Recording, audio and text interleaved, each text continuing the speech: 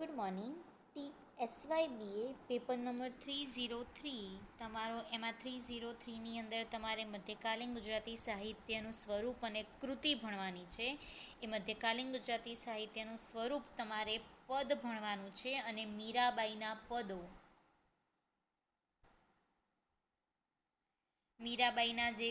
જે પદો છે 25 પદો, એ 25 પદો તમારે ભણવાના છે. હવે આ જ પેપરનો એકમ નંબર 1નો જે પહેલો પ્રશ્ન છે, આની પહેલાંના વિડીયોની અંદર આપણે પદ સ્વરૂપ વિશે, પદ એટલે શું, પદના સ્વરૂપગત લક્ષણો, એના વિશેની ચર્ચા કરી દીધી. હવે આ જ એકમનો બીજો પ્રશ્ન છે કે પદ સ્વરૂપની વિભાવના સમજાવો અથવા તો પદના પ્રકારો કયા કયા છે તેના વિશેની માહિતી. એટલે પદ સ્વરૂપની વિભાવના એટલે પદના જે નાના નાના લઘુ પદ્ય પ્રકારો છે તેના વિશેની ચર્ચા આ પ્રશ્નની અંદર હશે. હવે પદ સ્વરૂપની વિભાવનાની અંદર પહેલાં જ છે પ્રસ્તાવના. આમ જોઈએ તો મધ્યકાલીન ગુજરાતી સાહિત્ય સ્વરૂપો અર્વાચીન ગુજરાતી સાહિત્ય સ્વરૂપો કરતાં ઘણા ભિન્ન દેખાય છે. એટલે કે મધ્યકાળના જે સાહિત્ય સ્વરૂપો છે, જેમ કે પદ, ફાગુ, પદ્યવાર્તા, એ બધા સ્વરૂપો કરતાં અર્વાચીન ગુજરાતી સાહિત્યમાં તો નાટક, એટલે કે મધ્યકાલીન ગુજરાતી સાહિત્ય પદ્યની અંદર લખાયેલું છે, તો અર્વાચીન ગુજરાતી સાહિત્ય ગદ્યની અંદર લખાયેલું છે. ને તમે એફઆઈની અંદર જે તમારું પેપર નંબર 101 ને 102 હતું, એની અંદર તમે મધ્યકાળના સ્વરૂપો પદ, ફાગુ, રાસ એ બધું ભણી ગયા મધ્યકાળના પેપરની અંદર. અને અર્વાચીનની અંદર તમે નવલકથા, નાટક, એ બધા સ્વરૂપો તમે ભણી ગયા. હવે જ્યારે તમે કાવ્યના સ્વરૂપ, એટલે કે અહીં જ્યારે આપણે કાવ્યનું સ્વરૂપ તો ખરું, પરંતુ એ લઘુ એટલે કે નાનું છે. આમ ઉપાદાનની સામગ્રી જે છે એ ટૂંકાપણામાં છે, એટલે માટે તેને લઘુ કહી શકાય. આમ લઘુ શબ્દ એ જ્યારે કદની અંદર જાય છે, એટલે પદ તો ખરી, પણ જ્યારે પદના પણ પ્રકાર, એટલે પદથી પણ નાના સ્વરૂપના જે લઘુ પદ્ય પ્રકારો છે તેના વિશેની પદના વિભાવનાની અંદર આપણે ચર્ચા કરવાની છે. હવે મધ્યકાળની અંદર આપણને 17થી 18 જેટલા પદના લઘુ પદ્ય, એટલે કે પદથી પણ નાના પદના પ્રકારો જોવા મળે છે. જેમ કે પદ, ભજન, કીર્તન, પ્રભાતિયા, ગરબી, મહિના, તિથિ, વાર, કક્કો, છંદ, છપ્પા, સજ્જાય, ચરચરી, ગીતો, ધોળ, કાફી, ચાપખા, મુક્તક, સુભાષિતો, ઉખાણા, સમસ્યા, ભડલી વાક્ય, રાજ્યા, મરસ્યા, ખાયણા, આ બધા કેવા છે? પદના પ્રકારો છે. પદ તો ખરી, પણ પદના નાના પ્રકારો. હવે આપણે પદ વિશે ચર્ચા કરીએ. આમ પદ એટલે પહેલાં તો પદના પ્રકારો, પદની વિભાવનામાં જોવાની છે. એટલે પદ એટલે કે જે ટૂંકું હોય, સાદું હોય, ગેહ હોય, ઉર્મી કાવ્ય, અને છતાં પણ નાજુક કડીવાળું જે કાવ્ય હોય, એવી સંજ્ઞા પદ માટે વાપરવામાં આવે છે. આ પદની સંજ્ઞા છે. એટલે કે ટૂંકું, સાદું, ગેય જે ઉર્મી કાવ્ય છે તે પદની સંજ્ઞા છે. અને પદ એટલે કે અમુક કડીઓના સમૂહને પણ પદ કહેવામાં આવે છે. એટલે આમ પદ એટલે તો પંક્તિનું એક એવું ચરણ કે જે લઘુ સ્વરૂપ અને ઉર્મી પ્રધાનતા સાથે પણ મહત્વનું લક્ષણ ધરાવતું હોય. ધારો કે તમે અર્વાચીન ઉર્મી કવિતાનો જ્યારે ભાવા ટ્રેક જો, ત્યારે અર્વાચીન ગુજરાતી કવિતાની અંદર અંગત અનુભૂતિ છે, સચ્ચાઈ છે, સુગેયતા છે, અને સાથે સાથે કવિ પોતાનો નાજુક ભાવ પણ રજૂ કરે છે. અને જ્યારે ભાષા રચનાની અંદર એની અંદર એક જ ભાવ કેન્દ્ર હોય છે, એવા લક્ષણો મોટાભાગે પદની અંદર પણ જોવા મળે છે. પદની અંદર પણ એક જ કેન્દ્રને, એટલે કે એક જ લક્ષણને કેન્દ્રમાં રાખીને પદની રચના થતી હોય. ધારો કે તમે નરસિંહ મીરાના પદો જુઓ, પછી આગળથી જઈને તમે દયારામના પદો જુઓ. ગરબી એ પદનો જ પ્રકાર છે. આમ મધ્યકાલીન ગુજરાતી સાહિત્યની અંદર જ્યારે તમે આ જ એકમની અંદર જ્યારે પદ સ્વરૂપના લક્ષણો અને પદના ઉદ્ભવ વિકાસની વાત કરી હતી, એની અંદર આપણે ચર્ચા કરી હતી કે કઈ રીતે નરસિંહથી પદની શરૂઆત થાય છે, મીરા તેને આગળ વધારે છે, અને દયારામ તેને પરાકાષ્ઠાએ પહોંચાડે છે. એટલે આમ આ ત્રણેય કવિઓના દ્રષ્ટાંતો એ પદ માટે ઉત્તમ દ્રષ્ટાંતો છે. ધારો કે નરસિંહના જે પ્રભાતિયા છે એની અંદર એને સીધી ઉક્તિ કીધી. પ્રભાતિયા એટલે કે સવારે પ્રભાતમાં ગાવામાં આવતું કાવ્ય તેને પ્રભાતિયા કહેવામાં આવે છે. ધારો કે નરસિંહનું પ્રભાતિયું છે, આપણે જાગને જાદવા કૃષ્ણ ગોવાળિયા નિરગ ગગનમાં કોણ ઘૂમી રહ્યું. આ બધા જે છે એ બધા ચિંતન ઉર્મી કાવ્ય છે. પછી એનું જે પદ છે જળ કમળ છાડી જ્યારે બાળા સ્વામી અમારો જાગશે, એ નાટ્ય ઉર્મી કાવ્ય છે, એટલે કે નાટક સાથે ભજવાય છે ને. તમે એફઆઈની અંદર જે તમારા સેમ 1ની અંદર જે તમારું 101 પેપર હતું, એ 101 પેપરની અંદર આપણે ચિંતન ઉર્મિવાળા કાવ્ય, નાટ્ય ઉર્મિવાળા કાવ્ય જે તમારી ટૂંકનોટ સ્વરૂપે પૂછાતા હતા, એ જે ભક્તિબોધના જે કાવ્ય છે એની અંદર આપણે ચર્ચા કરી લીધી છે.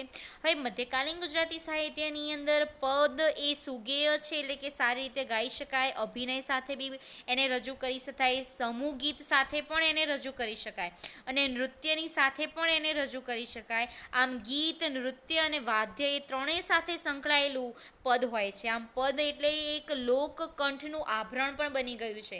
આમ પદના પણ અનેક પ્રકારો છે, પદની પણ અનેક વિભાવનાઓ છે, તેના વિશેની હવે આપણે ચર્ચા કરીએ.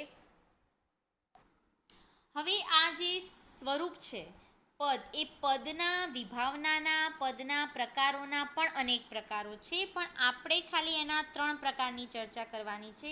એટલે કે જૈન કવિઓના હાથે જે પદના પ્રકારો રચાયા તે, જૈનેતર કવિઓના હાથે જે પદના પ્રકારો રચાયા તે, અને જ્ઞાનમાર્ગી કવિઓના હાથે જે પદના પ્રકારો રચાયા છે તેના વિશેની ચર્ચા કરશું. અને પછી જ એ દરેક પ્રકારોની આપણે વિગતવાર ચર્ચા કરવાની છે.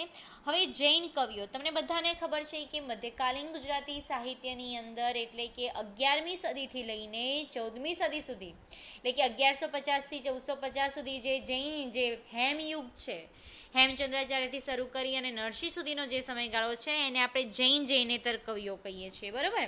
હવે જૈનેત, કેમ કે એ સમયગાળાની અંદર જેટલા બી સર્જકો થઈ ગયા બધા જૈનેતર હતા. હવે જે જૈન કવિઓના હાથે જે પદના જે પ્રકારો રચાયા છે, મુખ્યત્વે જૈન કવિઓના હાથે સજ્જાય,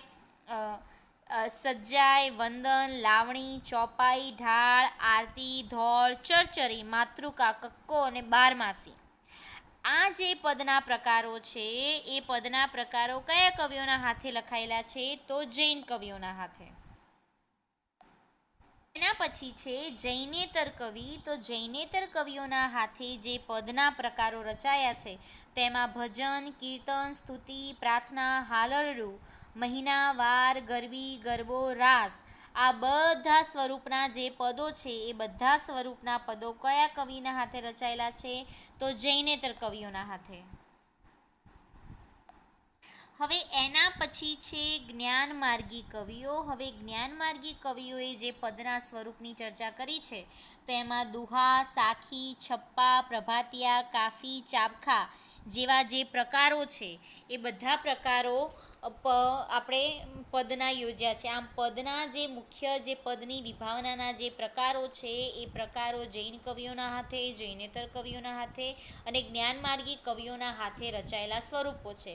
હવે આપણે પદના જે મુખ્ય સ્વરૂપો છે તેનો ટૂંકની અંદર પરિચય મેળવીએ, એટલે કે પદના જે મુખ્ય પ્રકારો છે તેનો ટૂંકની અંદર આપણે પરિચય મેળવીએ. એમાં પહેલું છે ભજન. હવે એમાંનું પહેલું જે પદનો જે પ્રકાર છે એ છે ભજન. આમ ભજન શબ્દ એ કઈ ધાતુ પરથી આવેલું છે? તો ભજ ધાતુ પરથી ભજન શબ્દ આવેલો છે. એટલે કે આમ જે દેવને નમે, જે પોતાના ઈષ્ટદેવને પ્રેમ કરે, એને ભજે, એની સેવા કરે, આમ ભજન એટલે કે ભજવું એટલે કે ભજન. આમ અનેક ભજન મંડળીઓ પણ હોય છે જેની અંદર ભજનીકો, એટલે કે જે લોકોને ભજનો સાંભળવા ગમે છે તે ભજનીકો પણ એ રીતે પોતાના ભજનો સાંભળવા જાય છે. અને અમુક એવી ઘણી બધી સંસ્થા પણ હોય છે જે આમ ઘરે ઘરે ભજનો કરવા જાય છે. આમ ભજન એ પ્રભુ શ્રદ્ધા સાથે ભક્તિની પણ એક ભક્તિભાવના પણ એની અંદર રજૂ થયેલી હોય છે. આમ એક ભક્તિભાવનું પણ પદ છે, પણ એની સાથે સાથે જ્ઞાન, વૈરાગ્ય સાથે સમર્પણનો ભાવ પણ એ પદની અંદર રજૂ થાય છે. ધારો કે તમે મીરાનું પદ છે, મુખડાની માયા લાગી રે મોહન પ્યારે, એની અંદર મુખડાની માયા લાગી રે મોહન પ્યારે એટલે કે કૃષ્ણના મુખડા જોવાની માયા મીરાને લાગી ગઈ છે. આમ પોતાના ઈષ્ટદેવને ભજવું, એને પ્રેમ કરવો, એની સેવા કરવી, એ બધા ભજનો છે. ધારો કે કેશવનું છે, દીનાનાથ દયાળ નટવર હાથ મોરે મૂકશો. પછી પ્રીતમનું છે, હરિનો માર્ગ છે સુરાનો. પછી ભોજા ભગતનું ભજન છે, કાચબા કાચબીનું ભજન છે. આમ કબીર પંથીના જે ભજનો છે, આમ અનેક દ્રષ્ટાંતો એ બધા ભજનોના છે. હવે ભજન પછી આવે છે કીર્તન. આમ કીર્તન પણ એ ભજનનો જ એક પદ પ્રકાર છે. તેમાં કીર્તન અને સ્તવનની સ્તુતિને પ્રાધાન્ય આપેલું હોય છે. ધારો કે પોતાના ઈષ્ટદેવના ગુણ, કીર્તન, સ્વરૂપ, વર્ણન, કૃપા વર્ણન, એમને જે લીલાઓ કરી છે, પ્રભુની પ્રશંસાનો અંશ એની અંદર વિશેષ પ્રમાણની અંદર હોય છે અને પ્રભુની પ્રશંસા કરવાની હોય છે. એટલે કે જેમ કે તમે મંગલાચરણ, ભોગ, થાળ, આરતી, હિંડોળાના જે પદો નથી, એ બધા કીર્તનની અંદર આવેલા હોય છે. એની અંદર પોતાના ભગવાનની એટલે કે પોતાના ઈષ્ટદેવના ગુણ અને લીલા કૃપાનું, એ લોકોનું જે પ્રભુની જે પ્રશંસા છે, એ પ્રભુની પ્રશંસા એની અંદર એ લોકોને વર્ણવવાની હોય છે. અને ભજન કીર્તનની અંદર પણ મોટા ભાગે સુગેય એટલે કે લોકો સમૂહની અંદર ગાતા હોય છે. પછી આવે છે પ્રભાતિયા. આમ પ્રભાતિયા આમ તો ભજન અને કીર્તનનો જ એક પ્રકાર છે, પણ પ્રભાતિયાની 3 લાક્ષણિકતાઓ છે. હવે એ 3 લાક્ષણિકતાઓના કારણે એને પ્રભાતિયા કહેવામાં આવે છે. તો હવે 3 લાક્ષણિકતાઓ કઈ છે તેના વિશેની વાત કરીએ. તો એમાંની પહેલી લાક્ષણિકતા એ છે કે પોતે પ્રભાતમાં ગવાય છે.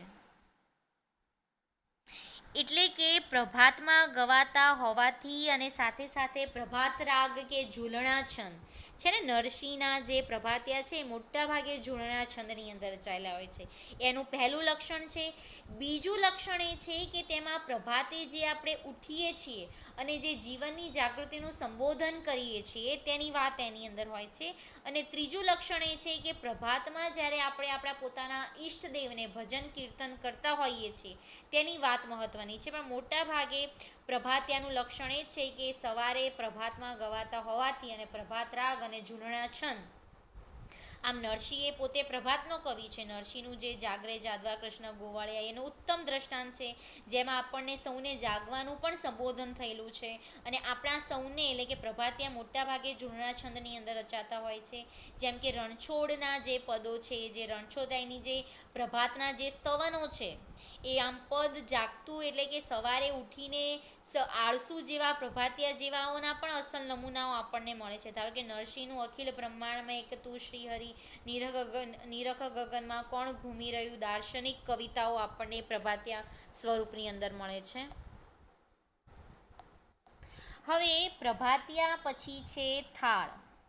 થાળ એટલે પૂજા અર્ચના પછી ભગવાનને જ્યારે નવડાવવામાં આવે છે અને નવડાવ્યા પછી જ્યારે ભગવાનને આપણે ભોજન ધરીએ છીએ એટલે કે એમને જમવા બેસાડીએ છીએ તેને થાળ કહેવામાં આવે છે. એમાં 33 જાતના પકવાનોની યાદી આવી જાય છે.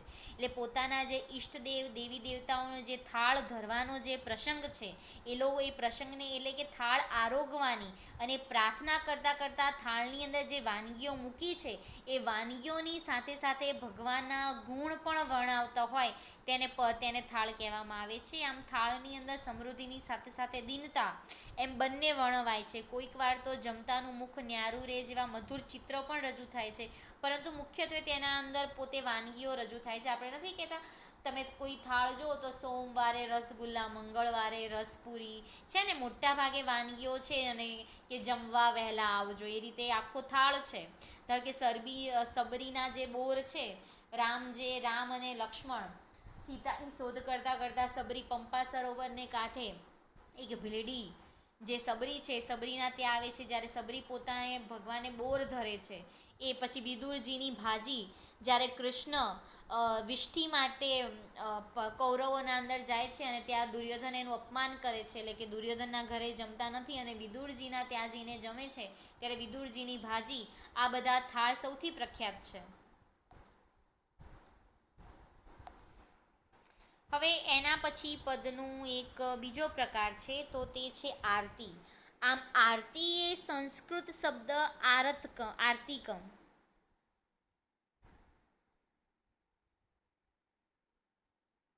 આરતીકમ શબ્દ પરથી આવેલો છે. એટલે કે પ્રાકૃત આરતી અને એના પરથી છે ને ગુજરાતી ભાષા સંસ્કૃતમાંથી પ્રાકૃત અને પ્રાકૃતમાંથી અપભ્રંશ અને અપભ્રંશમાંથી બધી ભાષાઓ ઉદ્ભવી છે. ગુજરાતી ભાષા પણ અપભ્રંશમાંથી ઉદ્ભવી છે.